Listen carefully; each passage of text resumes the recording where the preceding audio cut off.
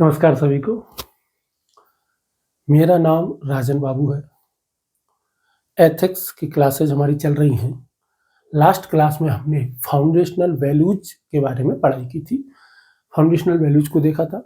आज हम जो सबसे इम्पोर्टेंट जो फाउंडेशनल वैल्यूज हैं, जिन पर प्रश्न आते हैं हमेशा ही, उनको हम देखते हैं। तो शुरुआत करते हैं। कई सारे मूल्य हमको देखने हैं, तो आज हम शुरुआत करेंगे, या आज की क्लास में हम प्रमुख रूप से 3 मूल्यों को देखने वाले हैं।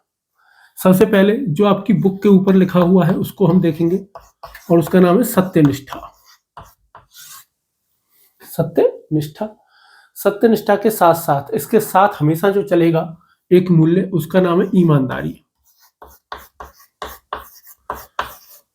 और एक टॉपिक नंबर 6 में और 7 में एक टॉपिक आएगा, प्रमुख रूप से टॉपिक नंबर 7 में जो आएगा उसका नाम है प्रोबिटी, यानी कि सुचिता।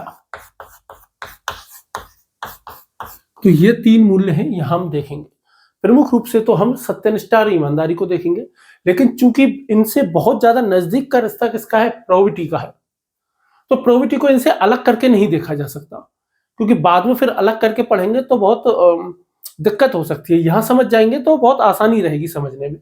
ईमानदारी को हम अंग्रेजी में क्या कह सकते हैं, ऑनेस्टी। और सत्यनिष्ठा के लिए आपकी बुक के ऊपर ही लिखा हुआ है, तो क्या है, इंटीग्रिटी।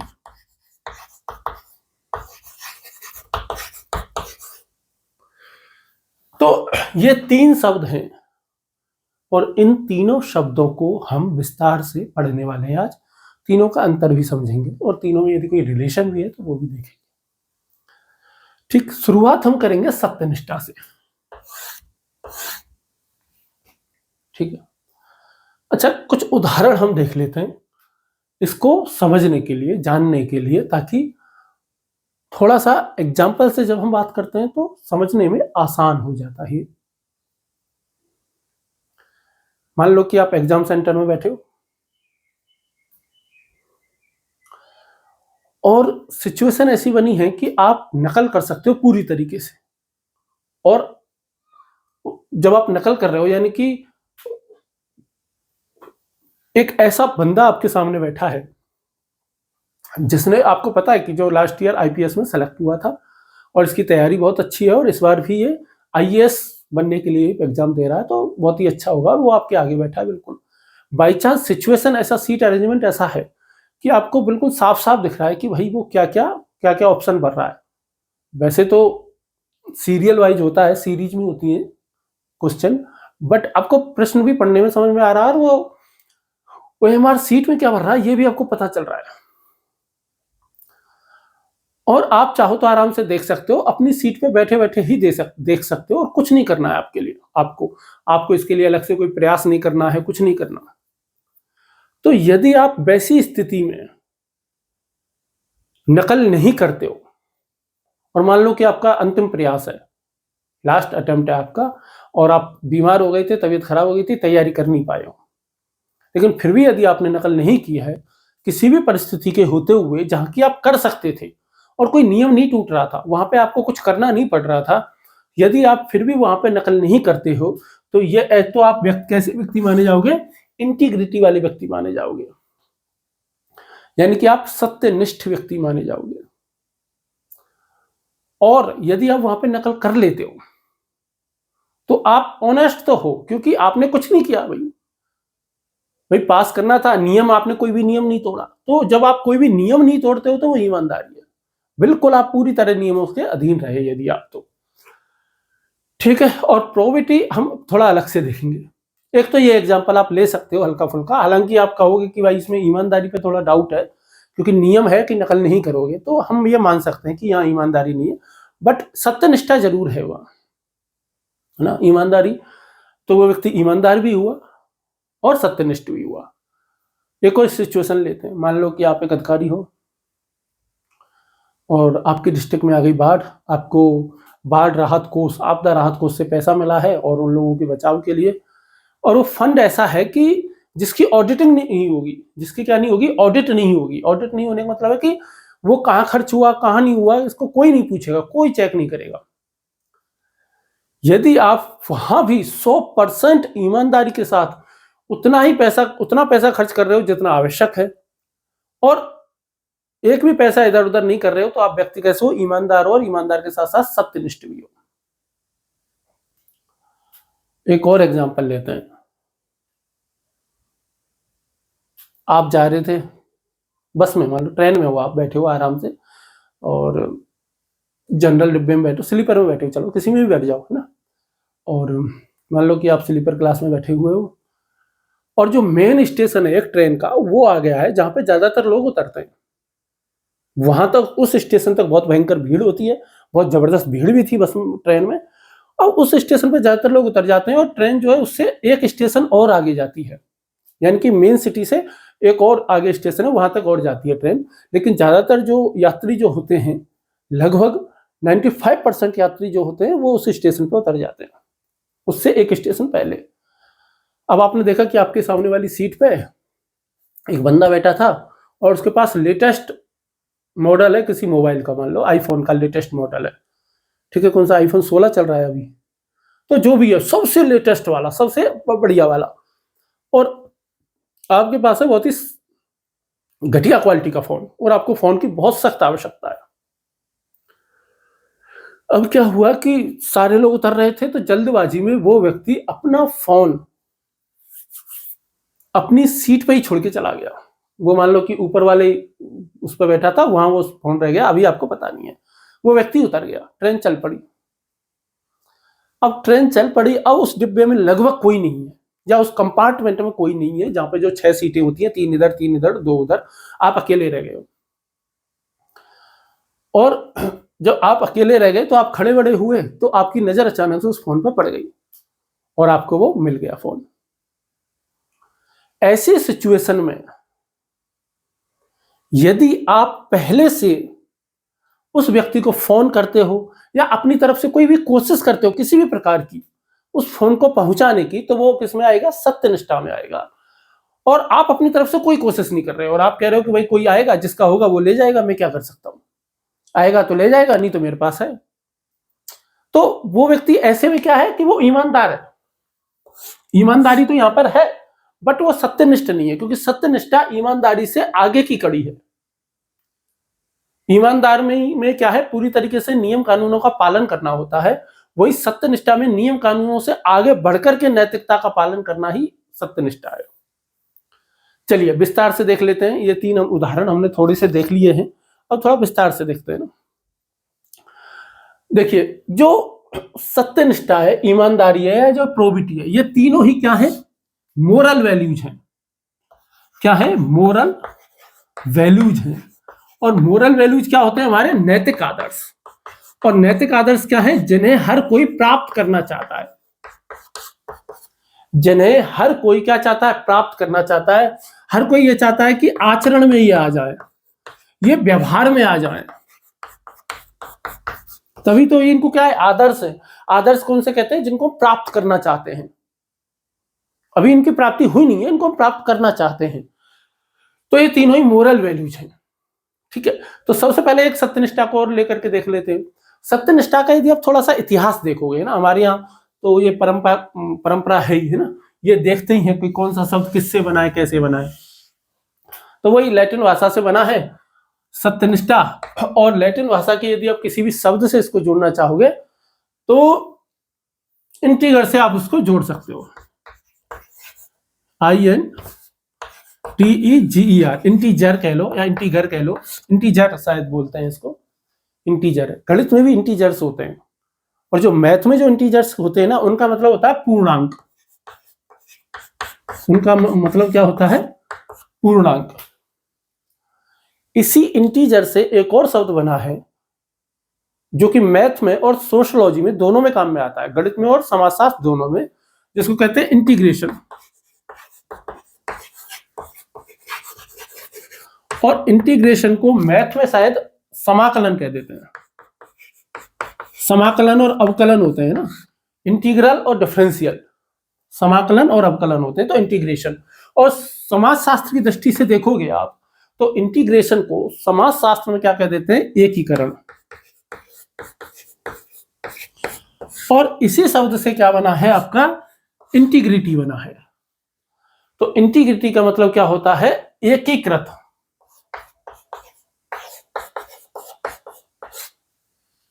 क्या हो गया? एकीकृत व्यक्तित्व या सुसंगत व्यक्तित्व। सुसंगत व्यक्तित्व का मतलब कि जो कहता है वही करता है, जो मैं बोलता हूं वो मैं करता हूं, वो वाला व्यक्तित्व है ना। सुसंगत यानी कि विचारों में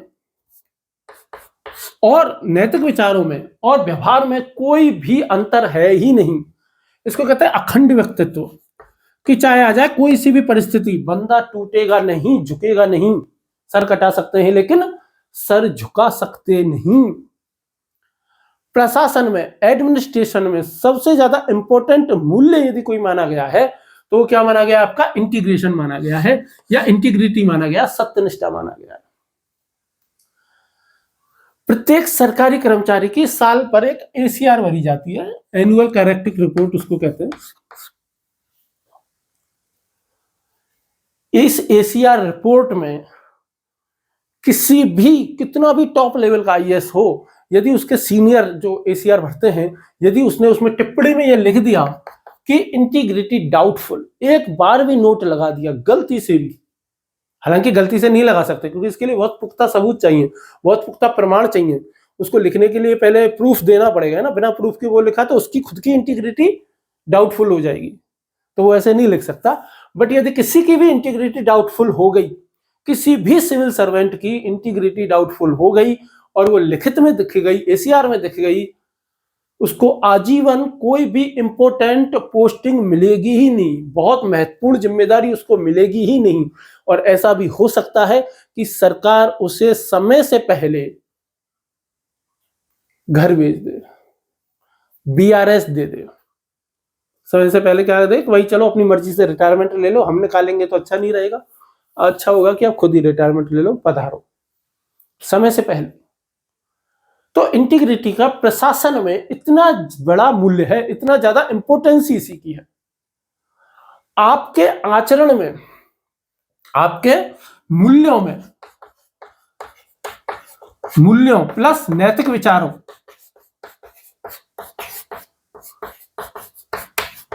प्लस आचरण, या आचरण को क्या कह सकते हो आप? व्यवहार भी कह सकते हो। व्यवहार में क्या होना चाहिए? 100% सुसंगतता, कि जो मैं बोलता हूं वो मैं करता हूं। मैं ऐसे ही दिन रात, मतलब कि बहुत से लोग होंगे जो दिनों रात इस बात का ढिंढोरा पीटेंगे, अरे हम तो ईमानदार आदमी है यार, हम तो बहुत ईमानदार आदमी है, हम तो बहुत ईमानदार आदमी है यार। ऐसा एक पैसे का दाग ही नहीं है, 25 साल की नौकरी हो गई, कोई एक नए पैसे का दाग नहीं लगा सकता। 19 साल हो गए मुझे इस पुलिस डिपार्टमेंट में काम करते हुए, कोई एक नए पैसे का दाग नहीं लगा सकता, आरोप नहीं लगा सकता। तो एक तो ऐसे लोग होंगे, यदि वो ऐसा बोल रहा है और ऐसा उसके आचरण में भी झलक रहा है, तो और 100% झलक रहा है, तो उस व्यक्ति की कह देंगे कि वो व्यक्ति कैसा है? आपका सत्यनिष्ठ है। वो व्यक्ति कैसा है? सत्यनिष्ठ है। उसके व्यवहार में, आचरण में क्या दिखाई दे रही है? सुसंगतता दिखाई दे रही है। ऐसी परिस्थिति जहां पर कोई नहीं देख रहा, कोई पकड़े जाने का खतरा नहीं है, कोई देख भी नहीं रहा, किसी को भी पता नहीं चलेगा, ऐसी सिचुएशन में भी यदि आप नैतिक हो, ऐसी सिचुएशन में भी आप कैसे बने रहो? नैतिक बने रहो। तो आप कैसे हो? सत्यनिष्ठ हो। हर परेशानी में, हर कठिन से कठिन परिस्थिति में जब आप चट्टान की तरह अपने नैतिक मूल्यों पर अडिग खड़े रहो, तो वो क्या है? सत्यनिष्ठा है। जब कोई नहीं देख रहा तब स्वयं को साक्षी मान लेना, ये क्या है? ये सत्यनिष्ठा है। आपने शायद एक कहानी सुनी होगी कि एक बाबा थे, साधु थे, महाराज, और सब उनको पागल बाबा कहते थे। ज्यादा लोग उनको सीरियसली लेते नहीं थे, पर वो थे बहुत शानदार। क्या हुआ कि एक बार दो भाई थे, दोनों के मन में वैराग्य जाग उठा, दोनों का संन्यास धारण करना है। दोनों ने कहा चलो साधु महाराज के पास चलते हैं। दोनों गए साधु महाराज के पास, दोनों ने जाके पैर पकड़ लिए। साधु महाराज के हाथ में कमंडल था, कमंडल से ही ठुकाई कर दी दोनों की। ठुकाई करते करते थक गए लोग, उन्होंने पैर नहीं छोड़े। साधु ने कहा क्या चाहिए तुमको? कैसा? हमें अपना शिष्य बना लो, चेला बना लो। साधु ने कहा भागो यहां से। छोड़ने के लिए तैयार ही नहीं हुए, दोनों ही तैयार नहीं हुए। साधु थक गया, बहुत परेशान हो गया, क्या करें भाई ऐसे लोगों का। उन्होंने, साधु ने थक के अंत में कहा ठीक है मैं तुम्हें साधु बना लूंगा, मतलब अपना क्या कहते हैं वो चेला बना लूंगा, शिष्य बना लूंगा मैं तुम्हें अपना। देखो ये हैं 2 बकरे, ऐसा करो जहां पर कोई नहीं देख रहा हो ना, ऐसी जगह पे लेकर के जाओ इसको, बकरे को, और इसको ले आओ, मार करके लेके आओ। तो ठीक है, दोनों भाई चल दिए। एक भाई गया, कोई सुनसान सी जगह देखी, खचाक किया, लेकर के आ गया। साधु महाराज ने कहा शाबाश, बैठ मेरे पास बैठ, गजब बढ़िया काम किया तूने। दूसरा गया बेचारा, 1 दिन हो गया, 2 दिन हो गया, 3 दिन हो गया, 7वें दिन वापस आया, पागल बदहवास। आते ही गुरुदेव के पैरों में पड़ गया। गुरुदेव ने कहा क्या हुआ? महाराज मुझे चेला नहीं बनना। बोले क्यों? बोले साहब मैं आपकी शर्त पूरी नहीं कर सकता। बोले क्यों? तो क्या हुआ क्या? साहब मुझे कोई ऐसी जगह नहीं मिली। महाराज ने कहा तू पागल वागल है क्या? ये देख तेरा भाई तो 1 घंटे में कर लेकर के आ गया, तुझे 7 दिन हो गए, अब आया है और तो ऐसी जगह नहीं मिली तुझे। कि महाराज मैं जंगल में लेके गया, पर जंगल में मैं मारने ही वाला था, फिर मैंने देखा अरे पेड़ पे तो पक्षी बैठे हैं, ये देख रहे हैं मेरे को, यहाँ छोटे मोटे कीट पतंगे हैं, ये देख रहे हैं मेरे को। फिर मैं वहां से गुफा में ले गया, फिर मैंने वहां पे देखा कोई कीट पतंगा भी नहीं, कोई पक्षी भी नहीं, कोई नहीं। फिर मैं मारने वाला था, फिर लगा अरे ये तो बकरा तो देख ही रहा है, मैं तो देख ही रहा हूं, कोई नहीं देख रहा तो मैं तो देख ही रहा हूं। तो आपने तो कहा था कि कोई भी नहीं देख रहा हो, ऐसी जगह मुझे तो नहीं मिली। और वो तो साधु महाराज ने क्या किया, उस दूसरे भाई को ही अपना शिष्य बना लिया और जो मार के लाया था उसको भगा दिया। कहने का मतलब यह है, ऐसी परिस्थिति जहां कोई नहीं देख रहा है वहां भी नैतिक बने रहना। जब कोई साक्षी नहीं हो तब स्वयं को साक्षी मान लेना और नैतिक बने रहना सत्यनिष्ठता है। सत्यनिष्ठता में देखो क्या चीजें होती है, 3 चीजें ध्यान रखना, इंपोर्टेंट जो 3 चीजें होती है वो क्या क्या होती है। सबसे पहली चीज जो है कि सत्यनिष्ठ व्यक्ति किसको कहेंगे? जिसके नैतिक मूल्य स्पष्ट हो, जिसके नैतिक मूल्य स्पष्ट हो, पहली चीज हो गई। दूसरा, उन नैतिक मूल्यों का सोपान क्रम स्पष्ट हो, उन नैतिक मूल्यों का सोपान क्रम स्पष्ट हो। सोपान क्रम जानते हो क्या किसे कहते हैं? हेरारकी। हेरारकी का मतलब जैसे मान लो ये है, ठीक है, तो सबसे नीचे कौन आएगा, सबसे ऊपर कौन आएगा, वो। तो नैतिक मूल्यों का सोपान क्रम स्पष्ट हो, ऐसा व्यक्ति जिसके नैतिक मूल्य स्पष्ट हो। दूसरी बात, उन मूल्यों का जो सोपान क्रम है वो सोपान क्रम भी स्पष्ट हो। और तीसरा क्या हो जाएगा कि मूल्यों और आचरण में, मूल्यों और आचरण में 100% एकीकरण हो, संगतता हो, संगतता हो।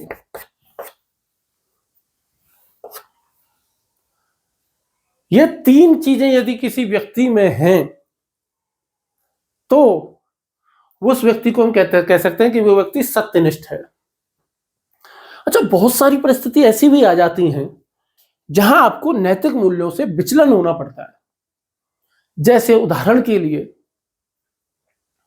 आपका नैतिक मूल्य अहिंसा का, आपका नैतिक मूल्य किसका है? Non violence. अहिंसा परमो धर्म मानते हो आप? आधा ही वाक्य पढ़ते हो आप, अहिंसा परमो धर्म पढ़ा हुआ है आपने, मान लिया, ठीक है, अच्छी बात है। एक दिन परिस्थिति ऐसी आ गई,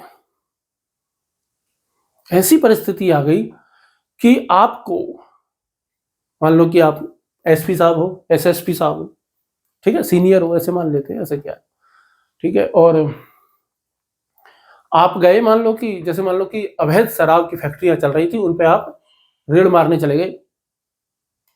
ठीक, नए नए थे, नौजवान हो गए, 8-10 कांस्टेबलों को ले गए, एक आध एसआई को पकड़ ले गए।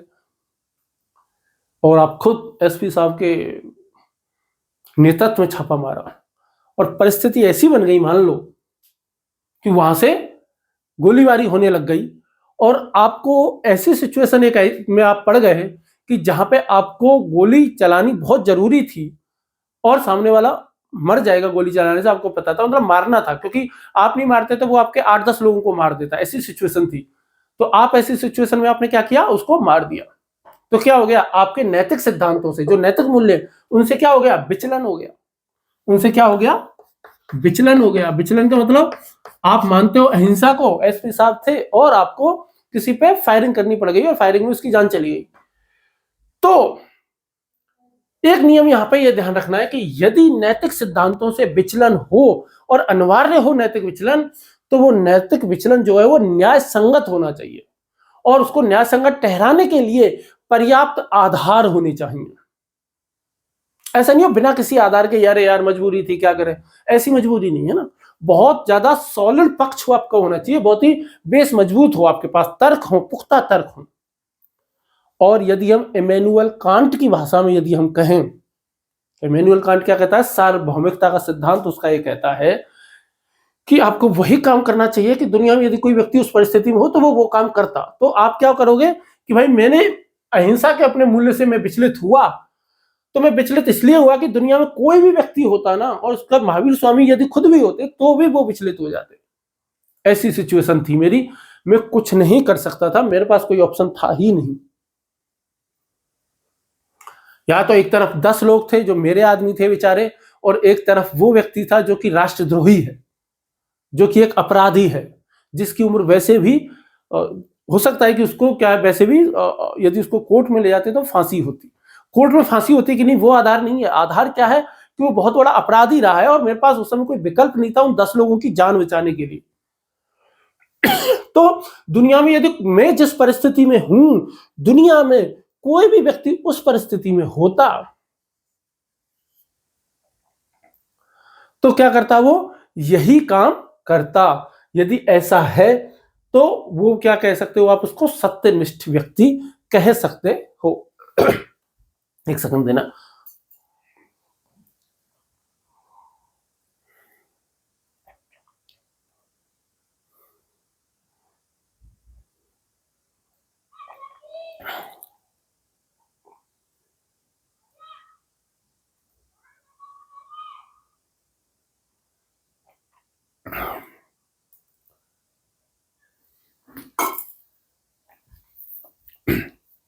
सॉरी, तो एक और सेकंड।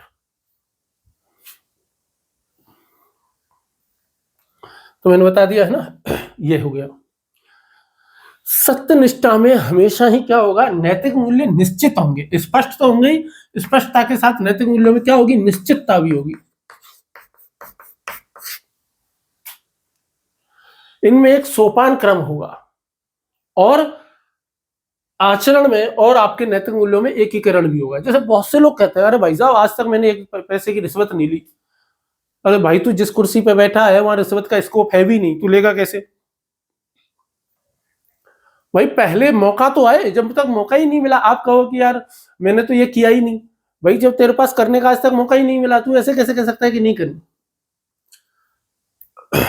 ठीक है, वैसी सीट भी तो मिले, वैसी पोस्टिंग तो मिले पहले जहां पर रिश्वत ली जा सकती है। संकट में मानव का असली रूप दिखाई देता है, एक ये किसी कविता की एक पंक्ति है कि संकट में मानव का असली रूप दिखाई देता है।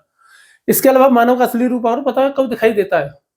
संकट के अलावा जब वो बिल्कुल अकेला हो, जब उसको ये पता हो कि मुझे कोई नहीं देख रहा, तब, या फिर बहुत ज्यादा भीड़ में, भीड़ कुछ काम कर रही है और आप उस भीड़ के साथ मिलकर के क्या कर रहे हो, जहां पहचाने जाने का खतरा नहीं है, जहां आपके सर पे जिम्मेदारी नहीं आएगी, वहां पे आप कैसा व्यवहार कर रहे हो, वही आपका असली रूप है, वही किसी भी मानव का असली रूप है। असलियत में तो वो व्यक्ति ऐसा ही है, बाकी टाइम तो वो चूंकि उसे समाज का डर है, परिवार का डर है, घर का डर है, बहुत सारी चीजें हैं, इसलिए वो, और समय मिलने पे तो ये परिस्थिति है। असली मानव कौन है? ठीक है, जो नितांत अकेले में भी इसीलिए तो क्या होता है ना कि जो बहुत ज्यादा जो सत्यनिष्ठ व्यक्ति होते हैं ना, लोग उनको पागल कह देते हैं, बिल्कुल पागल कह देते हैं। बोले पागल, पगला आ रहा है यार, अरे पागल आदमी आ गया यार। जैसे जब भी ट्रांसफर होता है किसी का भी, जब आप सिविल सर्वेंट बन जाओगे और आपका जब ट्रांसफर होगा ना, आप तो 3 दिन बाद, 4 दिन बाद, 5 दिन बाद जाओगे ज्वाइनिंग के लिए, 2 दिन बाद जाओगे, आपसे पहले आपकी छवि वहां पहुंच जाएगी। यानी कि लोगों में बातें फैल जाएगी। यहाँ से फोन आएगा, अरे साहब हमारे एसपी साहब आ रहे हैं आपके डिस्ट्रिक्ट में, अरे बहुत खाऊ आदमी है यार, पूछ मत। अरे भाई साहब ध्यान रहना, इतना ईमानदार आदमी है ना, ध्यान रखना भाई साहब, डेड ऑनेस्ट है एकदम, कुछ भी कहो। तो ये क्या है कि आदमी पहले खुद ही पहुंच जाता है, यानी कि उसकी छवि पहले पहुंच जाएगी। यानी कि आप बाद में जाओगे, पहले आप क्या पहुंच जाओगे, आपकी छवि वहां पहुंच जाएगी। ठीक है, और इसके एग्जाम्पल ले लो, उदाहरण क्या हो सकते हैं, सत्यनिष्ठ व्यक्ति क्या हो सकता है, झूठा वादा ना करना, वादा किया तो प्यार किया तो निभाना, झूठा वादा ना करना, दुनिया में किसी से भी झूठा वादा नहीं करना, ना जनता से, जैसे नेताजी जनता से करते हैं, नहीं कर सकते। कोई कंपनी मालिक है, वो अपने सामान को बेचने के लिए ग्राहकों से जो वादा करता है वो भी नहीं करना चाहिए। किसी भी तरीके का कोई भी वादा, झूठा वादा होना ही नहीं चाहिए। यदि वादा किया है, प्रॉमिस किया है, वादा किया तो निभाना पड़ेगा, प्यार किया तो निभाना, वादा किया है निभाना ही पड़ेगा। यदि आप नहीं निभा रहे हो तो आप क्या हो, सत्यनिष्ठ व्यक्ति नहीं हो। दूसरा मैं आपको बताऊंगा, उससे पहले एक सुनाता हूं मैं आपको एक छोटा सा जोक। एक बार क्या हुआ, नदी में 2 बच्चे डूब रहे थे, पुल के ऊपर लोग खड़े होकर चिल्ला रहे थे, अरे कोई बचाओ कोई बचाओ कोई बचाओ। इतने में एक आदमी कूदा पुल के ऊपर से, धूम। ठीक है, और जो बच्चे थे उनको बचा करके लेकर के आ गया, और सब उसकी तारीफ करने लग गए, वाह वाह वाह कितना बहादुर व्यक्ति, और सब उसकी इंटरव्यू लेने वाले आ गए। अगर ठीक है, तो जोक में क्या होता है कि इंटरव्यू ले रहे हैं, तो वो कहता है, अरे साहब, लोग कहते हैं कि आप क्या बहादुर है, वो बोला बहादुर गए बाढ़ में, पहले ये बता मुझे धक्का किसने मारा। तो ये व्यक्ति कैसा है, सत्यनिष्ठ है। और किसी ने धक्का मारा था, आप गलती से गिर गए, आप गिरना नहीं चाह रहे, मतलब कूद बचाना नहीं चाहते थे, और बच्चों को लेकर के भी नहीं आना चाहते थे।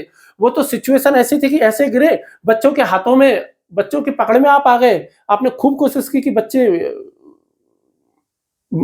बच्चों को मैं हटा दूं, लेकिन बच्चे चिपक के आ गए मेरे साथ में, बचाया नहीं, गलती से बच गए।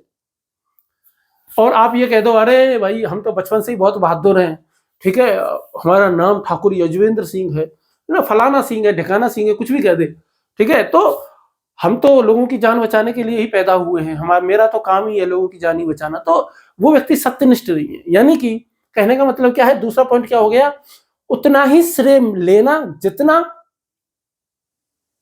कार्य आपने किया है, ईमानदारी से श्रेय लेना। आपको एक फिल्म याद आ रही है, गंगा जल, एसपी साहब होते हैं उसमें, अजय देवगन, और उसमें एक गुंडा होता है जिसका नाम शायद नौनवा होता है ना, और उसको एसआई साहब, एसआई भोला शंकर जो होते हैं, भोला ही नाम होता है ना शायद उनका, है ना, बच्चा यादव जो होते हैं, वो उसको नौनवा को पकड़ के ले आते हैं। तो जो गृह मंत्री साहब होते हैं वो उसकी तारीफ करते हैं अजय देवगन साहब की। तो अजय देवगन साहब क्या कहते हैं कि सर इसमें मैंने कुछ नहीं किया, ये सारा का सारा काम किसने किया, बच्चा यादव ने किया है। तो आप हो सत्यनिष्ठ व्यक्ति कि भाई मैंने नहीं किया, मेरे अधीनस्थों ने किया है। समझ रहे हो, दोनों ही सिचुएशंस में, कि जब श्रेय मिलना है तब तो किसको दे, अपने जूनियर्स को, और मान लो कोई काम में असफल हो गए, एज ए टीम आप असफल हुए हो, तो उसकी असफलता का श्रेय भी सहरा भी किसके सर पे जाएगा, आप आगे बढ़ के लो कि नहीं मेरी जिम्मेदारी है। जब टीम हारे और कप्तान खुद आकर के कहे, आगे आकर के कहे, जैसे रोहित शर्मा खुद आकर के कहता है कि भाई मैंने रन नहीं बने बीजीटी में, विराट कोहली खुद आकर के कहता है कि भाई हम सीनियर लोग हैं, क्योंकि हमारे रन नहीं बने तो इस हार की मुख्य कारण हम हैं, हम इसकी पूरी जिम्मेदारी लेते हैं हार की। तो वो क्या है, वो व्यक्ति सत्यनिष्ठ है। तो वो व्यक्ति क्या है, सत्यनिष्ठ कहलाएगा। व्यक्तिगत लाभ के लिए झूठ ना बोलना सत्यनिष्ठ व्यक्ति कहलाएगा। दूसरों की बुराई जो नहीं करता है वो व्यक्ति कैसा है, सत्यनिष्ठ है। जब वादा किया है तो वो निभाता है, अपना किसी से कुछ भी प्रॉमिस किया तो उसको निभाएगा। आप किसी से उतनी ही अपेक्षा करते हैं जितनी दूसरे आपसे करते हैं, या उतनी ही अपेक्षा आप दूसरों से करते हैं जितने के लोग आपसे करते हैं, या जितनी करनी चाहिए।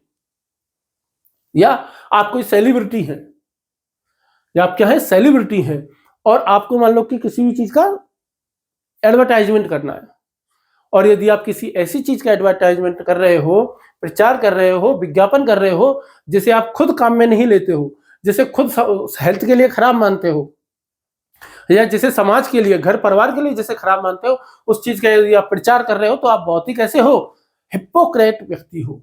इसको कहते हैं इंटेलेक्चुअल हिप्पोक्रेसी, बौद्धिक पाखंड। क्या कहते हैं इसको?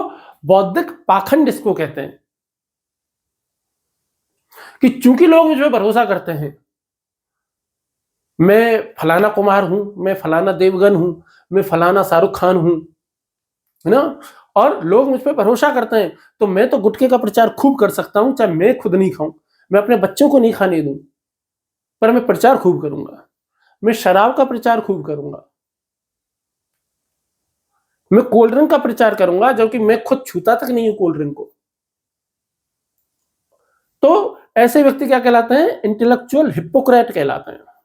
और इस प्रोसेस को, इस प्रक्रिया को कहते हैं इंटेलेक्चुअल हिप्पोक्रेसी। तो वो व्यक्ति कभी भी सत्यनिष्ठ नहीं हो सकता, उसमें इंटीग्रिटी उसकी डाउटफुल है। ऐसे व्यक्ति की क्या है? इंटीग्रिटी डाउटफुल है। जो व्यक्ति किसी भी तरीके का क्या करता है? स्वांग रचता है। हालांकि देखो, स्वांग हमारी संस्कृति में बहुत ही अच्छा शब्द है, ठीक है, हमारी संस्कृति में, लेकिन अब क्या करें, अर्थ बिगड़ जाते हैं शब्दों का। ऐसे नौटंकीबाजों से आपको सावधान रहने की आवश्यकता है। हमको अपने हीरो बहुत ही सोच समझ के चुनने चाहिए कि हम किसको अपना हीरो मानते हैं, किसको अपना आइडियल मानते हैं, किसको नहीं मानते हैं। अगर ऐसे लोगों को आप आइडियल मानते हो, अपने ऐसे इंटेलेक्चुअल हिप्पोक्रेट्स को, जैसे पाखंडियों को, तो आपके लिए शर्म की बात है, खासकर पढ़े लिखे लोगों के लिए, है ना।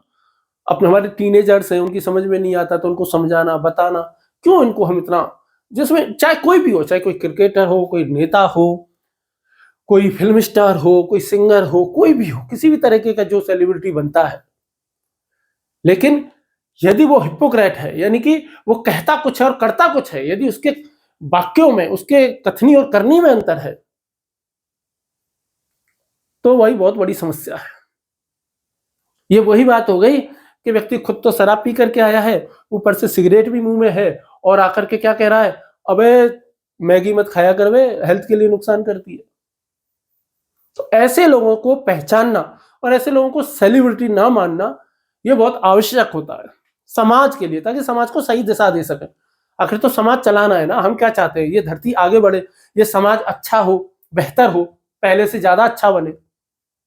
चलिए ठीक है, आगे हम देखते हैं कि भाई इंटीग्रिटी जो है, अब इंटीग्रिटी के प्रकार होते हैं।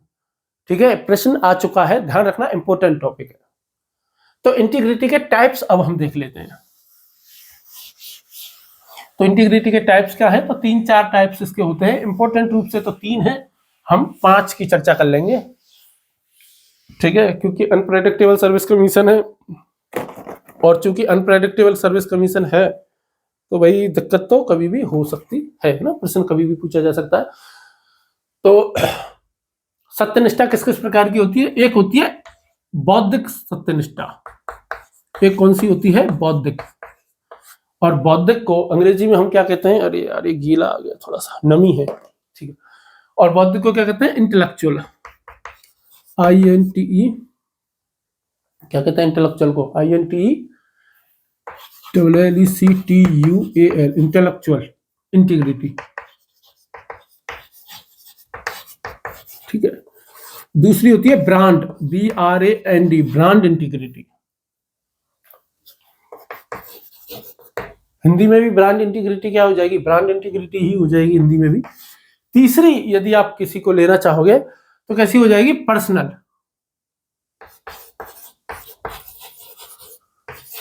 पर्सनल इंटीग्रिटी हो जाएगी। और चौथी इंटीग्रिटी यदि आप लेना चाहोगे तो कैसी हो जाएगी आपकी? कलाकार की सत्यनिष्ठा और होती है आपकी ना, एक व्यावसायिक सत्यनिष्ठा ले लो, व्यावसायिक हो गई तो है ना, व्यावसायिक व्यावसायिक सत्यनिष्ठा, व्यावसायिक सत्यनिष्ठा हो गई। और क्या हो जाएगी, आर्टिस्टिक इंटीग्रिटी भी होती है, कलाकार की सत्यनिष्ठा, कलाकार की सत्यनिष्ठा, ठीक है। आर्टिस्टिक इंटीग्रिटी क्या कहते हैं, आर्टिस्टिक इंटीग्रिटी। और क्या, ब्रांड इंटीग्रिटी मैंने आपको बता दिया, पर्सनल इंटीग्रिटी मैंने बता दिया। तो 5 बातें हैं ना। सबसे पहले देख लेते हैं बौद्धिक। सबसे पहले क्या, कौन सी देख लेते हैं हम, बौद्धिक इंटीग्रिटी देख लेते हैं। इंटेलेक्चुअल इंटीग्रिटी कैसे कैसे कहते हैं। सबसे पहली बात है विचारों की चोरी नहीं करना, जो कि आजकल बहुत ज्यादा होती है। दूसरे का स्टेटस देखा, चोरी किया, क्रॉप किया, अपना नाम लिखा, लगा दिया, ठीक है। यह विचारों की चोरी ना करना। गांधी जी ने भी इस पर सबसे ज्यादा जोर दिया है, विशेष जोर दिया है, ठीक है। तो लिख देता हूं मैं, विचारों की चोरी ना करना। भाई जिसके वाक्य हैं उसके नाम से ही लिखो ना, क्या दिक्कत है। उसको उसको जो भी कोट है उसके नाम से यूज करो, क्या दिक्कत है। विचारों की चोरी ना करना। जैसे जोक है, और चलो जोक तो समझ में आता है कि भाई किसका जोक, तो ऐसे कोई प्राइवेट प्रॉपर्टी होते नहीं, चुटकुलों पे ऐसे कोई नाम लिखा नहीं होता है ना, खासतौर पर। हालांकि आजकल तो स्टैंड अप कॉमेडी करने लग गए तो उसमें तो हो गया एक तरीके से, बट अक्सर करके जोक्स पे कम होता है। लेकिन जो कविता होती हैं, शायर जो होते हैं, शेर वगैरह, गजल वगैरह जो होती हैं, तो वो जिसके हैं उसी की। तो विचारों की चोरी नहीं करना। अज्ञान को स्वीकार करना, अपने अज्ञान को स्वीकार करना। भाई मैं नहीं जानता तो नहीं जानता, इसमें क्या है। भाई ऐसा तो है नहीं ना कि भाई आप दुनिया का हर एक व्यक्ति सब कुछ जानता है, नहीं जानता। जैसे सुकरात के पास कोई व्यक्ति आया और सुकरात से कहा कि सुकरात साहब आप बहुत शानदार नॉलेज है आपकी, आपको सब कुछ पता है। तो सुकरात ने कहा कि बस भाई मुझे इतना ही पता है, बस मैं एक ही बात जानता हूं, और क्या कि मैं कुछ नहीं जानता। मैं एक ही बात जानता हूं कि मैं कुछ नहीं जानता। तो वो क्या है, यह है अपने अज्ञान को स्वीकार करना। जब आप अपने अज्ञान को स्वीकार करते हो तो दूसरों के विचारों को खुले दिल से सुनते हो कि नहीं भाई ऐसा नहीं है, मैं ही दुनिया में सबसे इंटेलिजेंट नहीं हूं, सामने वाला भी मेरे को बहुत अच्छी ज्ञान की कोई बात बता सकता है। और जरूरी थोड़ी है कि जो फेमस है वही सबसे ज्यादा इंटेलिजेंट लोग हैं। बात समझ में आ रही है आपके। जैसे कि जो कलाकार जो फेमस हो जाते हैं, जो जितने भी बड़े सेलिब्रिटी जो लोग बन जाते हैं, जो कलाकार कह लो, आप फिल्म स्टार कह लो, क्रिकेटर्स कह लो, बड़े बड़े खिलाड़ी हो गए, तो हम इनकी बात कोई कह देते हैं तो इनको कोट के रूप में यूज करते हैं लोग कि फलाने आदमी ने ये कहा। तो उससे भी बहुत सारे ज्ञानी लोग हो सकते हैं। गांव में बैठा हुआ कोई बुजुर्ग उनसे ज्यादा ज्ञानी हो सकता है, या उनसे अच्छी ज्ञान की कोई बात कह सकता है जो कोट के रूप में यूज किया जा सकती, सिचुएशन के रूप में यूज की जा सकती है। तो ज्ञानी कहीं पर भी मिल सकते हैं ना। तो अपने अज्ञान को स्वीकार करना, और जिन प्रतिमानों पर दूसरों का मूल्यांकन करते हो उन्हीं पर स्वयं का मूल्यांकन करना, ठीक है। मूल्यांकन के समान पैमाने, मूल्यांकन के समान प्रतिमान, अपने लिए भी और दूसरों के लिए भी। अक्सर करके क्या होता है ना, इंसान अपने मामले में वकील हो जाता है, दूसरों के मामले में जज हो जाता है। बहुत आसान बात है। दूसरे में 100 कमियां दिखती हैं, व्यक्ति को खुद में कुछ नहीं दिखता है। तो इसलिए ऐसे समय में किसको ध्यान रखना चाहिए, कबीरदास जी को, कि बुरा जो देखन में चला बुरा ना मिलिया कोई, जो मन झांका आपना तो मुझसे बुरा ना कोई।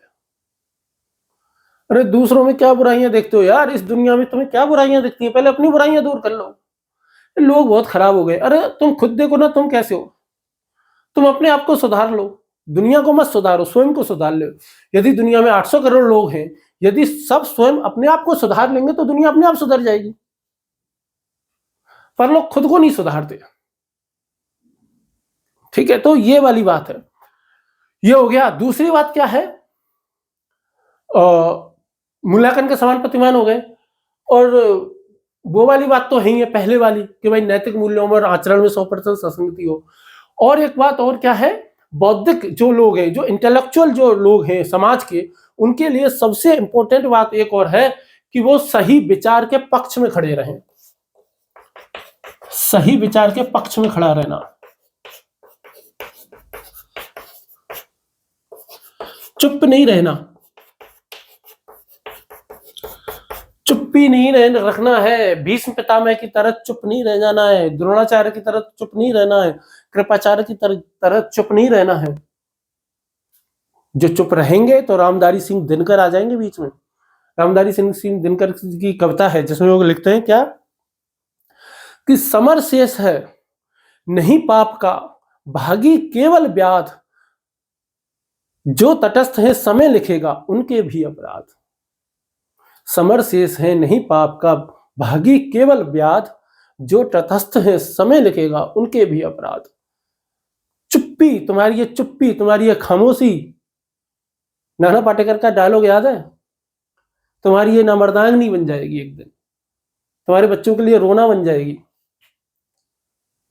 तो इंटेलेक्चुअल लोगों के लिए खास तौर पर यह है, आम आदमी नहीं खड़ा रहे तो समझ में आता है, लेकिन जो बौद्धिक लोग हैं समाज के, उनको सही विचार के पक्ष में खड़ा रहना चाहिए।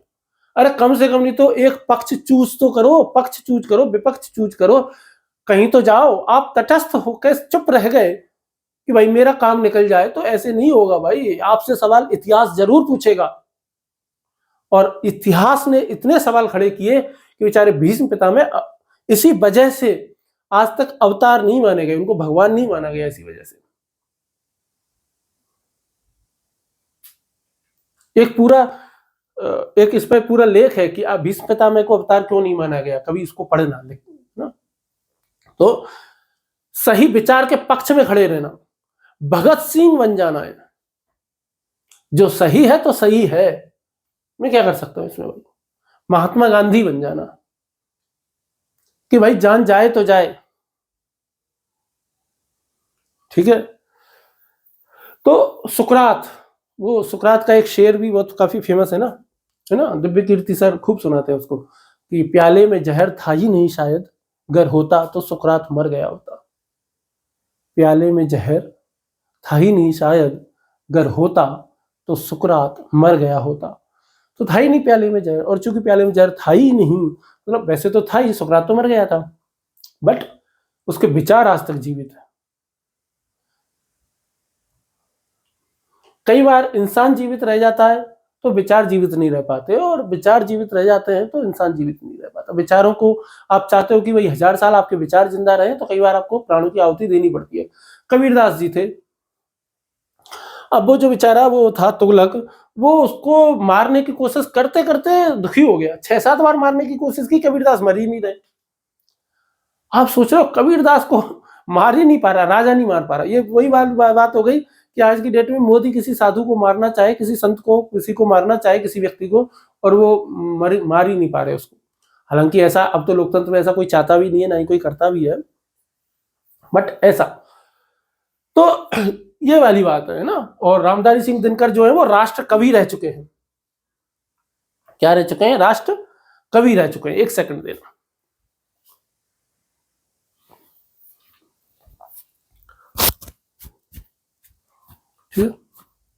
और क्या कहते हैं कि दुनिया को खतरा जो है वो बुरे लोगों से नहीं है, बल्कि क्या है, अच्छे लोगों की चुप्पी से। सॉरी, वो पानी गिर गया पीते समय।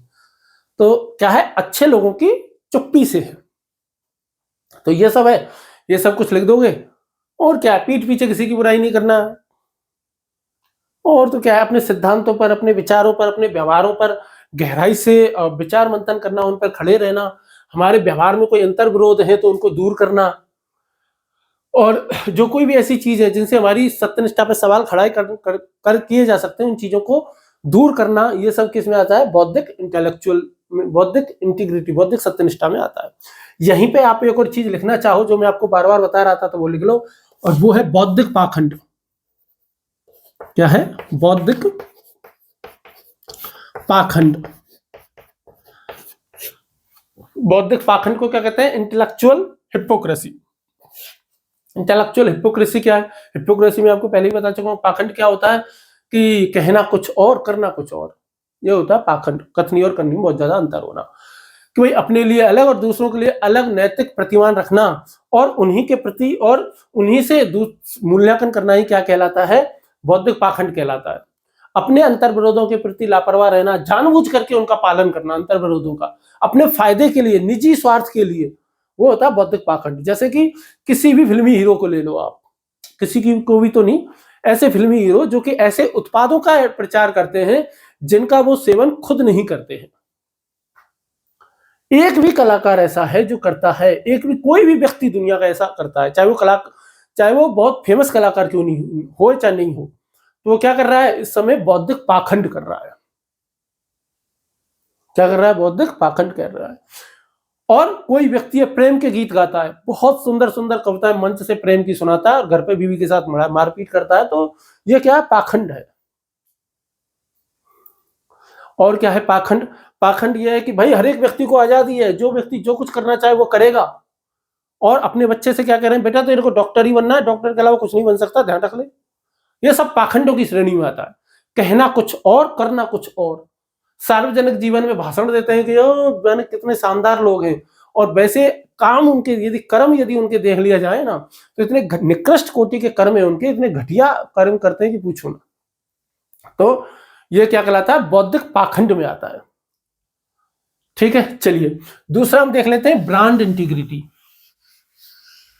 ब्रांड इंटीग्रिटी क्या है कि मान लो जैसे सबसे विश्वसनीय ब्रांड यदि भारत में कोई माने तो जैसे टाटा को मान सकते हो आप, है ना। टाटा एकदम शानदार ब्रांड है और विश्वसनीयता में मुझे नहीं लगता है उसकी साख पर कोई भी दाग है। ब्रांड का मतलब यह है कि जैसे मान लो टाटा ने कोई कार लॉन्च की, उसमें कोई मिस्टेक आ गई, तो टाटा ने अपनी जितनी भी कारें जो बेची थी वो सब वापस मंगा ली और ये कहे कि भाई ये वापस कर दो फोन कर करके, हम इसको सुधार करके फिर देंगे, दूसरी कार ले जाओ। तो ऐसी को क्या कहते हैं हम? ब्रांड। क्या कहेंगे हम? ब्रांड इंटीग्रिटी हम कह देंगे। और पर्सनल इंटीग्रिटी इसको कह देंगे व्यक्तिगत जीवन में, अपने जीवन में, निजी जीवन में यदि व्यक्ति के आचरण में सुसंगति है, नैतिक मूल्यों में सुसंगति है, वादा किया तो निभाएंगे ही, वचनों के प्रति प्रतिबद्धता है, तो आप व्यक्तिगत जीवन में क्या हो जाओगे? सत्यनिष्ठ व्यक्ति हो जाओगे। और यदि आप व्यक्तिगत जीवन में सत्यनिष्ठ व्यक्ति बन गए ना, बहुत सफल होंगे जीवन में, ध्यान रखना। समाज में आपको बहुत रेस्पेक्ट होगी, लोग आपका सम्मान करना शुरू कर देंगे। व्यावसायिक सत्यनिष्ठा क्या होती है? जैसे मान लो कि प्रशासन में सत्यनिष्ठा आप देख लो, जैसे आप आईएएस बनोगे, आईपीएस बनोगे, तो आपके लिए क्या होंगी? दो चीजें बनी है। एक तो है code of conduct, code of conduct, code of conduct, इसको क्या कहते हैं? आचरण संहिता, कि भाई ऐसा आचरण करना है। एक आईएएस आईपीएस को इस तरीके का आचरण करना है, एक लोक सेवक को इस तरीके का आचरण करना है, तो वो होता है कोड ऑफ कंडक्ट। और एक होता है code of ethics, code of ethics, code of ethics. और कोड ऑफ एथिक्स को क्या कहते हैं? नैतिक संहिता। इनका पालन कंपलसरी होता है भाई, प्रत्येक आईएएस आईपीएस लोक सेवक के।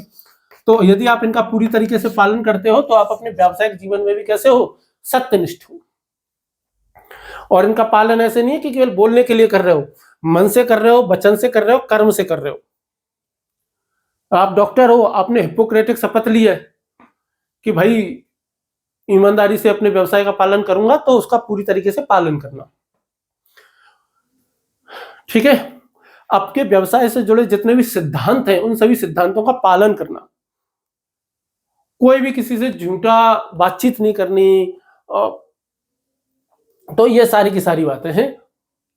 और अंतर्विरोध नहीं होना चाहिए, वही वाली बात है। कलाकार की सत्यनिष्ठा यदि आप देखोगे, आर्टिस्टिक इंटीग्रिटी में यदि आप देखोगे, तो लालच या भय के बिना कार्य करना, जो आपका कार्य है। जैसे आपका काम है चित्र बनाना, पेंटर हो, और आप किसी के भी बिना दबाव में आए ईमानदारी से जो आपका काम है वो करते हो, तो वो क्या है? आर्टिस्टिक कलाकारी है। सुख सुविधाओं के लिए किसी भी प्रकार का समझौता नहीं करना। ठीक है, कला के लिए अपनी आहुति दे दी, आर्ट के लिए। जैसे कबीरदास जी थे, मीराबाई थी, स्पेन में एक व्यक्ति हुआ था लोर का नाम का, कवि हुआ था एक, वो हुआ। तो ये सब हो गया। ब्रांड इंटीग्रिटी मैंने आपको बताई थी, टाटा समूह हो गया। पैसे की पूरी कीमत मिलना, कोई भी झूठा वादा नहीं करना। यदि कहा है कि भाई फोन जो है कि फोन की बैटरी 12 घंटे चलेगी, तो फोन की बैटरी 12 घंटे ही चलती है, तो है सत्यनिष्ठा। ठीक है, समझ में आ गया सत्यनिष्ठा पूरा? आगे देख लो। सत्यनिष्ठा को एक बार और मैं बता देता हूं कि मैं केवल सही काम करूंगा, चाहे हो जाए कुछ भी, तो वो व्यक्ति वो क्या कहलाता है? सत्यनिष्ठता कहलाता है। अभी हम देख लेते हैं कि भाई सत्यनिष्ठा के लाभ क्या क्या होते हैं। लाभ मतलब दो ही लाभ देखेंगे, एक व्यक्तिगत जीवन में और एक यदि आप एक आईएएस अधिकारी बन जाते हो तो फिर आपके दोनों तरीके से कैसे काम में आएगा। तो हम क्या देखेंगे? सत्यनिष्ठा के लाभ। सत्यनिष्ठा के लाभ, बेनिफिट्स।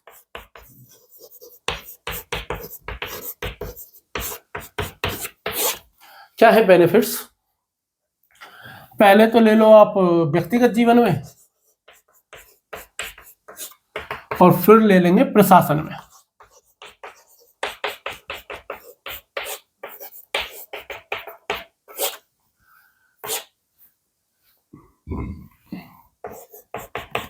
साख बन जाएगी, लोगों का विश्वास आप पे जम जाएगा, लोगों का भरोसा आप पे बढ़ जाएगा।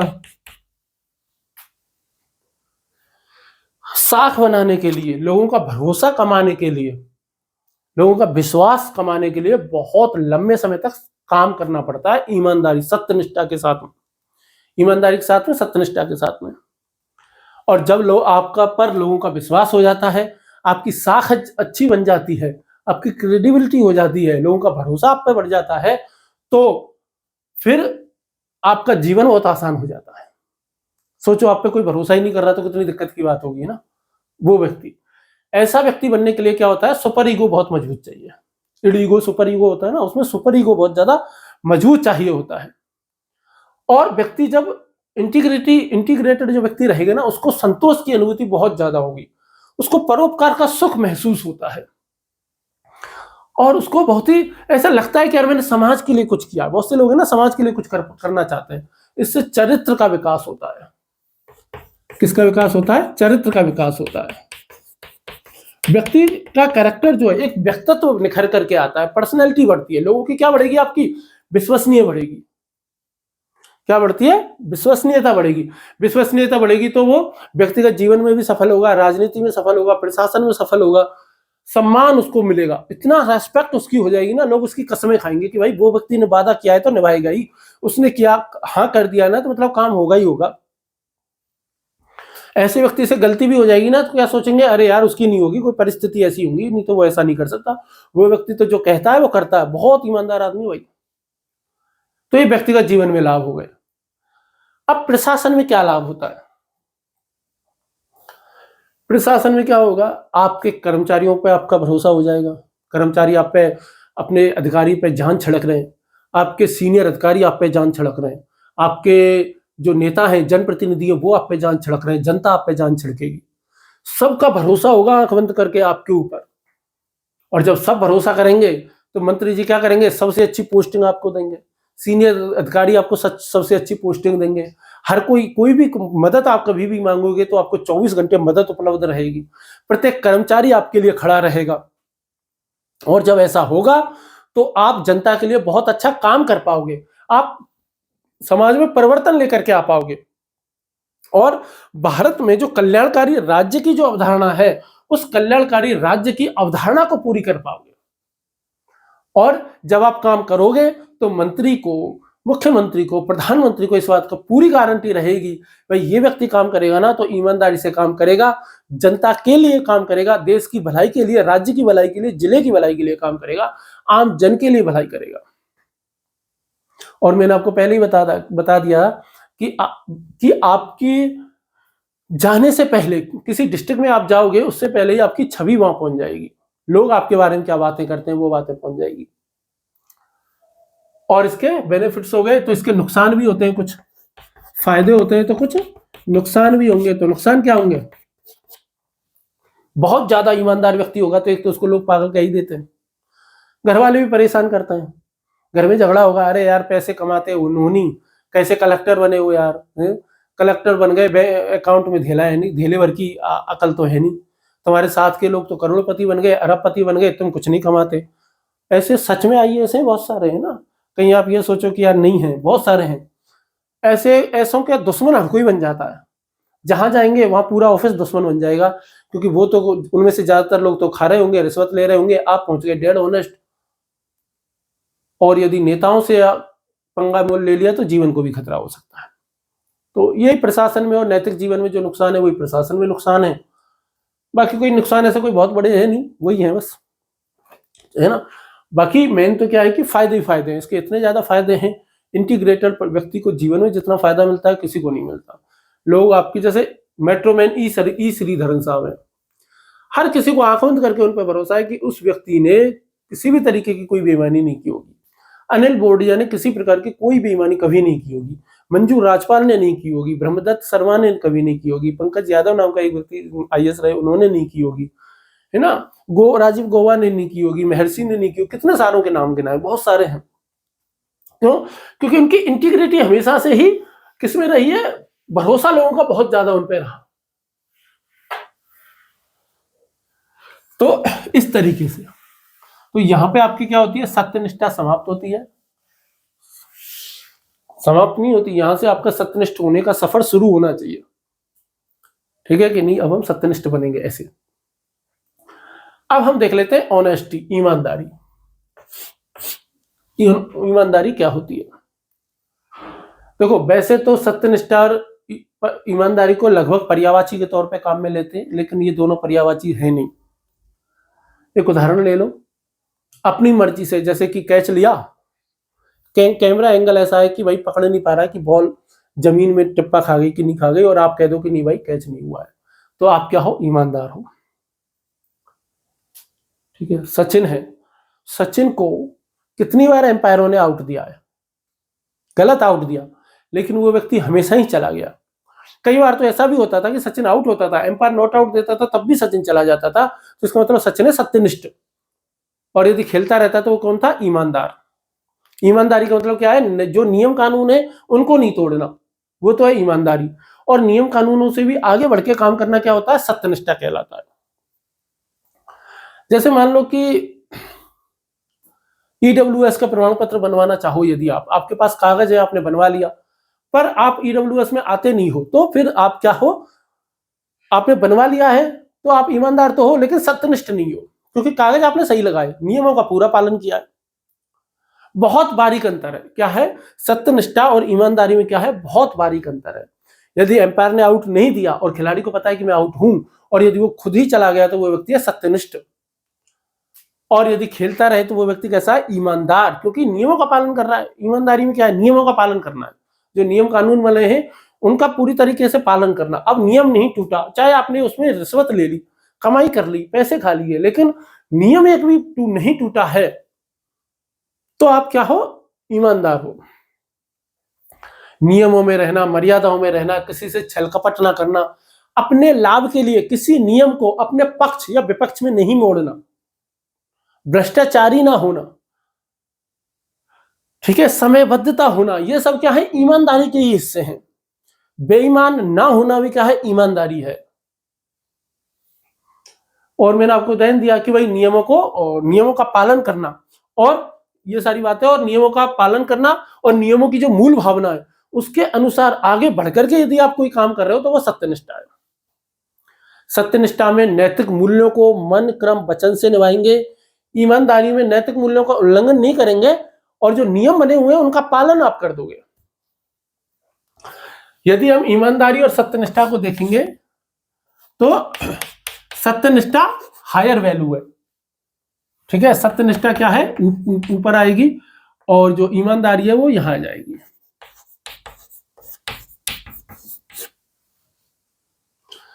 बिना ईमानदार हुए आप सत्यनिष्ठ नहीं हो सकते, लेकिन बिना सत्यनिष्ठ हुए आप ईमानदार हो सकते हो, क्योंकि सत्यनिष्ठ होने के लिए आपको ईमानदारी से एक कदम ऊपर जाना पड़ेगा। मैंने आपको पहले ही बताया कि यदि किसी का फोन मिल गया, यदि आपने खुद मेहनत करके ढूंढ करके दे दिया तो आप सत्यनिष्ठ हो, अपने पास रखा हुआ है, कोई आएगा तो ले जाएगा, तो आप ईमानदार हो। नियमों के अधीन रहना, लिख देता हूं मैं, है ना, नियमों के अधीन रहना, नियमों के अधीन रहना, नियमों का उल्लंघन ना करना, नियमों को ना तोड़ना लिख दो, नियमों को ना तोड़ना। वैसे उल्लंघन करना ज्यादा अच्छा लगता है एग्जाम की दृष्टि से, है ना। तो नियमों को कोई उल्लंघन ना करना, तो ये क्या कहलाता है, ईमानदारी।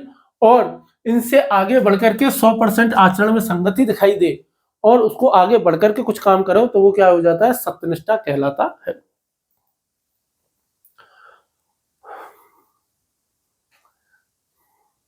सत्यनिष्ठा के लिए आप में चाहिए होता है आत्मनियंत्रण, नैतिक साहस। ईमानदारी में जरूरत नहीं है, आत्मनियंत्रण, नैतिक साहस, है ना।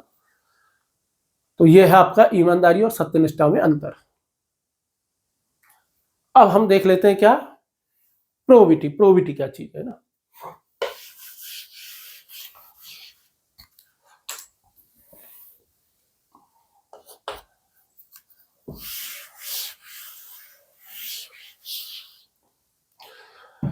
ये हम वैसे तो प्रोबिटी इन गवर्नेंस, हमारा टॉपिक नंबर 7 है, प्रोबिटी इन गवर्नेंस, और ये फाउंडेशनल वैल्यूज में भी नहीं आता, शुचिता, ठीक है। लेकिन चूंकि इंटीग्रिटी और ईमानदारी हम पढ़ रहे हैं तो इसको भी पढ़ लेते हैं ना। तो ये क्या है, व्यावसायिक जीवन में सत्यनिष्ठा ही की प्रोबिटी है। व्यावसायिक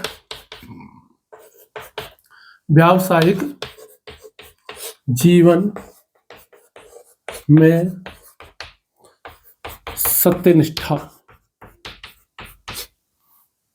व्यावसायिक जीवन में सत्यनिष्ठा, प्रूवन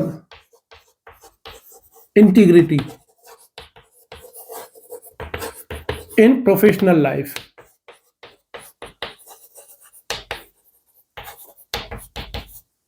प्रोफेशनल लाइफ, ये आधा ही लिखा है ना। Proven integrity in professional life ही क्या कहलाता है, आपकी सत्यनिष्ठा कहलाती है। व्यावसायिक जीवन में जब आपकी सत्यनिष्ठा सिद्ध हो जाए, क्योंकि प्रोबिटी किससे बना है, प्रूव शब्द से। किससे बना है, प्रूव शब्द से बना है। यहां पर हम व्यक्तिगत जीवन को नहीं देखेंगे, व्यक्तिगत जीवन से तटस्थ,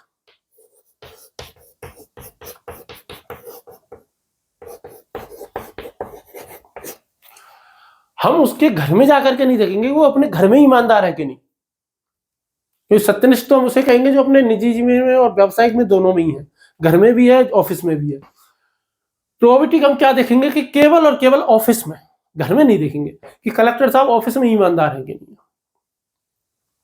ऐसा हो सकता है कि कोई व्यक्ति अपने घर में इतना ज्यादा सत्यनिष्ठ व्यक्ति ना हो जितना कि ऑफिस में है। कि भाई जैसे ई श्रीधरन साहब है, वो अपने पर्सनल लाइफ में कैसे भी हो, हमें उससे कोई लेना देना नहीं है।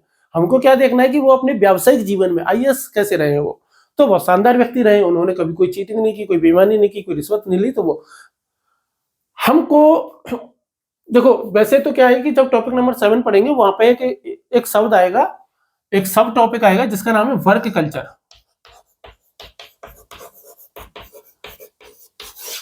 वहां पे हम इसको और ज्यादा विस्तार से वैसे समझेंगे।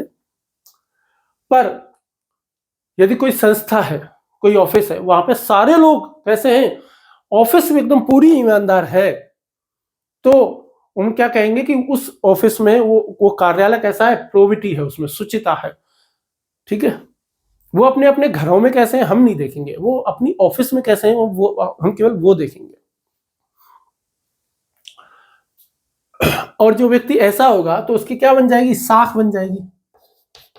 साख बनेगी कि नहीं, बिल्कुल बन जाएगी। जनता में सिद्ध साफ बन जाएगी, साफ सुथरी छवि बन जाएगी। तो शुचिता क्या है, शुचिता वह सिद्ध सत्यनिष्ठा है जो किसी व्यक्ति के व्यावसायिक जीवन में बार बार परीक्षण के बावजूद भी अड़िग रहती है, और इसका मूल्यांकन व्यक्तिगत जीवन से तटस्थ रहकर किया जाता है। तो इसलिए यदि हमको कभी सोपान क्रम बनाना होगा तो सबसे पहले रखेंगे हम किसको, इंटीग्रिटी को रखेंगे, फिर प्रोबिटी को रखेंगे, और फिर उसके बाद में ऑनेस्टी को रखेंगे। तो ये तीनों किस क्रम में रहते हैं, सबसे पहले आएगी इंटीग्रिटी, उसके बाद में आएगी ऑनेस्टी, वो सॉरी प्रोबिटी, और उसके बाद में यानी कि 1, 2 और 3 ऐसे आएगी। शुचिता क्या है, आपकी सत्यनिष्ठा का विस्तारित रूप है, व्यावसायिक जीवन में विस्तारित रूप है। चाहे कोई भी सरकार हो, प्रत्येक सरकार को क्या चाहिए, ईमानदार आदमी चाहिए। हर सरकार को कुछ कलेक्टर साहब ऐसे चाहिए जो कि डेड ऑनेस्ट हो, बहुत ज्यादा ईमानदार हो। तो ईमानदार लोग नहीं होंगे तो भाई चलेगा कैसे प्रशासन? कुछ लोग तो ईमानदार चाहिए ही चाहिए होती है ना, ईमानदार नहीं होंगे कैसे काम चलेगा? बहुत ज्यादा डेड ऑनेस्ट चाहिए। और चूंकि डेड ऑनेस्ट कुछ लोग चाहिए, उसी वजह से क्या चाहिए होता है कि सत्यनिष्ठ व्यक्तियों को सबसे अच्छी पोस्टें मिलती हैं। ठीक है, चलिए एक बार मैं दोबारा से तीनों में अंतर करके बता देता हूं ताकि आपकी समझ में आ जाए, है ना।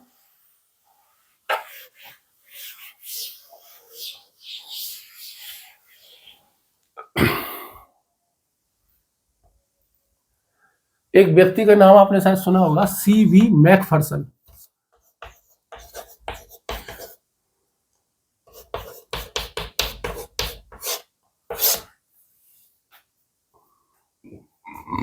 सॉरी, इन्होंने कहा था कि भाई क्या होनी चाहिए डेमोक्रेसी? कैसे होनी चाहिए? पार्टिसिपेटरी डेमोक्रेसी होनी चाहिए, यानी कि सहकारिता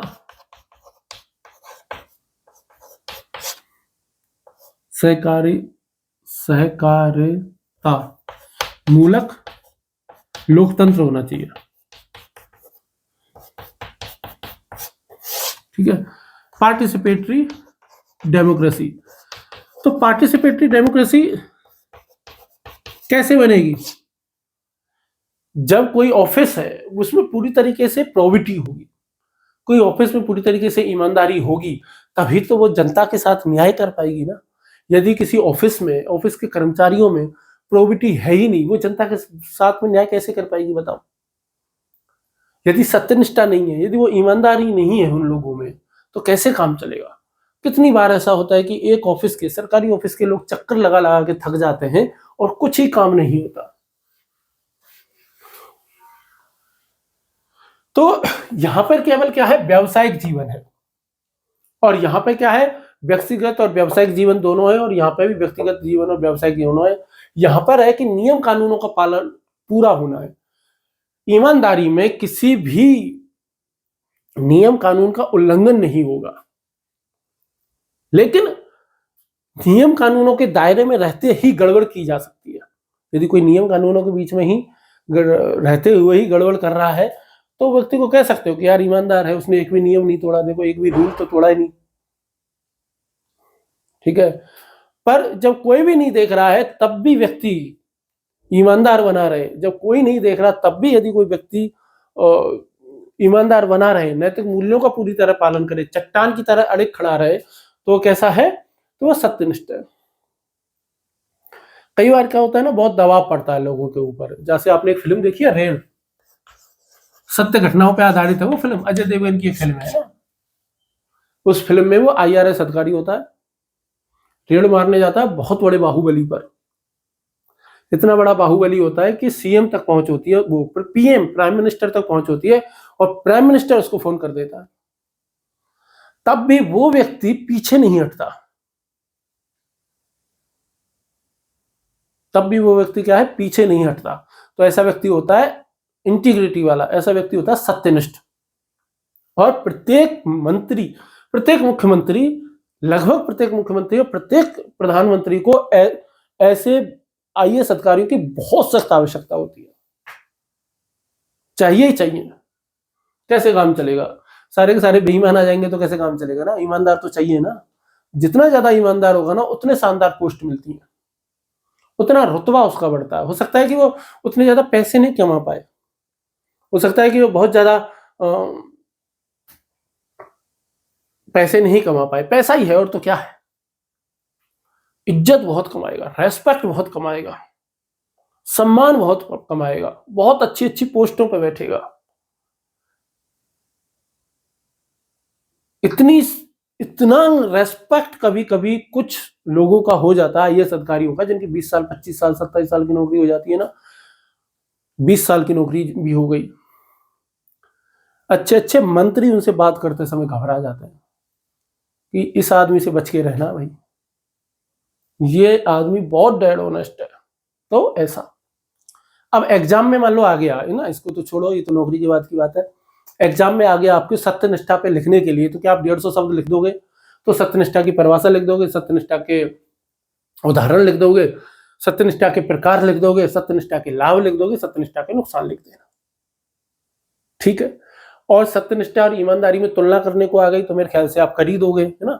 और सत्यनिष्ठा और प्रोबिटी में तुलना करने को आ गई तो अंतर करने को आ गया तो भी आप लिख दोगे, ये व्यावसायिक जीवन में, ये घर में, व्यक्तिगत जीवन में और सब। यहां पर ध्यान रखना, ईमानदारी और सत्यनिष्ठा में क्या अंतर है। ईमानदारी यह है कि भाई नैतिक नियमों में कोई, जैसे मैंने फोन वाला उदाहरण देख लो आप, है ना। तो भाई ईमानदारी तो यह है कि आपने क्या है कि एक भी नियम तो तोड़ा ही नहीं आपने कोई भी। फोन आपको पड़ा मिला था, आपकी क्या गलती है। और सत्यनिष्ठ क्या है कि खुद ढूंढ करके देंगे। पर्स मिल गया, कैश मिल गया, कितने सारे लोग होते होंगे ना, आप देखो ना, किसी का कैश मिल गया रास्ते में पड़ा हुआ, पुलिस थाने में जाके जमा करा दिया, वो व्यक्ति सत्यनिष्ठ है। और अपने पास रख दिया कि भाई जो आएगा तो ले जाएगा, मैं क्या कर सकता हूं इसमें, तो वो ईमानदार तो है, बट क्या है, वो सत्यनिष्ठ नहीं है। इसमें कि भाई सत्यनिष्ठा में, ईमानदारी में और प्रोबिटी में यदि किसी को कोई भी शक हो, डाउट हो, सुबह हो, तो कृपया पूछ ले, है ना। और कुछ चीजों को ध्यान रखना है कि कोई भी झूठे वादे नहीं करना, सफलता में उतना ही श्रेय लेना जितना आवश्यक होता है, विफलता की स्थिति में आगे बढ़ करके और क्या जिम्मेदारी को स्वीकार करना, व्यक्तिगत लाभ के लिए झूठ नहीं बोलना, आपके नैतिक मूल्यों का स्पष्ट सोपान क्रम होना, आपके नैतिक मूल्यों में और आपके आचरण में 100% समानता होना, ये सब किसमें आता है, सत्यनिष्ठा में आता है। और यदि आप किसी भी नियम को उल्लंघन नहीं कर रहे हो तो ईमानदारी में। चलो भाई ठीक है, कोई भी डाउट हो तो पूछ लेना भाई, है ना। तो मैंने क्या क्या बताया आपको, सत्यनिष्ठा, ईमानदारी और प्रोबिटी, इन तीनों शब्दों में अंतर आपको बताने की कोशिश की है, समझाया है। सत्यनिष्ठा पे प्रश्न आते हैं, ध्यान रखना, इसलिए सत्यनिष्ठा के बारे में विस्तार से बताया है। और ईमानदारी और प्रोबिटी से इनकी तुलना आ सकती है, इन पे अलग से स्पेशल प्रश्न आना थोड़ा कठिन है, बट हाँ, इससे सत्यनिष्ठा के साथ में इनकी तुलना आ सकती है, इनका अंतर जरूर आ सकता है। तो चलिए फिर हम नेक्स्ट फाउंडेशनल वैल्यूज के साथ में नेक्स्ट क्लास में फिर मिलते हैं, और चलिए फिर नेक्स्ट क्लास में मिलते हैं। तब तक के लिए धन्यवाद, नमस्कार। कमेंट करना ना भूलें प्लीज यार, है ना, प्लीज कमेंट करें यार। जो कुछ अच्छा लग रहा है, कुछ भी खराब लग रहा है तो बता तो दो कि क्या अच्छा लग रहा है और क्या खराब लग रहा है ना। और चलिए फिर नेक्स्ट वीडियो में मिलते हैं, धन्यवाद, नमस्कार।